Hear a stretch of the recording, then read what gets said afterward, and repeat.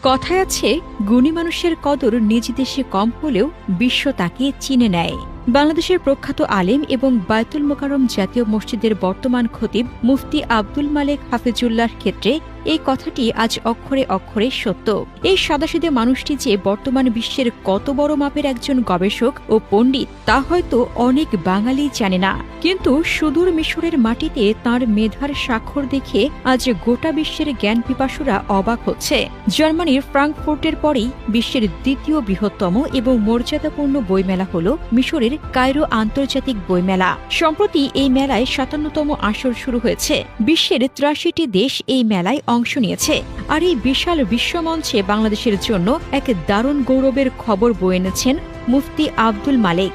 মেলায় অংশ নেওয়া আল আজহার বিশ্ববিদ্যালয়ের শিক্ষার্থীরা জানিয়েছেন, মুফতি আব্দুল মালেকের লেখা বিখ্যাত আরবি গ্রন্থ আল মাদখাল ইলা উলুমিল হাদিসিস শরীফ ২০২১ সালের মতো ২০২৬ সালের এই আসরেও বেস্ট সেলার বা সর্বোচ্চ বিক্রিত বইয়ের তালিকায় স্থান করে নিয়েছে।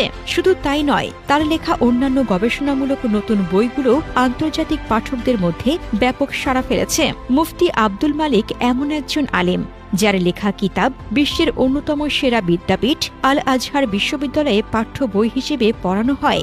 জাতীয় মসজিদের খতিব হিসেবে তার মতো একজন যোগ্য ও আন্তর্জাতিক মানের আলেম পাওয়ায় বাংলাদেশের সম্মান বহুগুণ বেড়েছে। মিশরের রাজধানী কায়রোর এই বিশাল মেলা প্রাঙ্গণে ১,৪৫৭টি প্রকাশনী অংশ নিয়েছে। মেলাটি ঘিরে প্রায় ৪০০টি সাংস্কৃতিক কর্মশালার আয়োজন করা হয়েছে।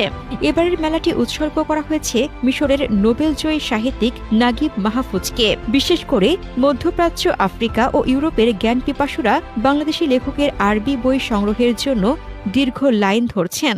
কায়রো আন্তর্জাতিক বই মেলায় আমাদের একজন দেশি লেখকের বই এভাবে ভিন দেশে দাপটের সাথে বিক্রি হওয়া এবং প্রশংসিত হওয়া প্রতিটি বাঙালির জন্য বড় প্রাপ্তি।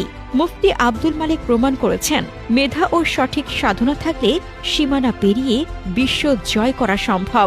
অক্ষরের এই বিশ্বযুদ্ধে বাংলাদেশের পতাকা আজ সগৌরবে উড়ছে মিশরের আকাশে।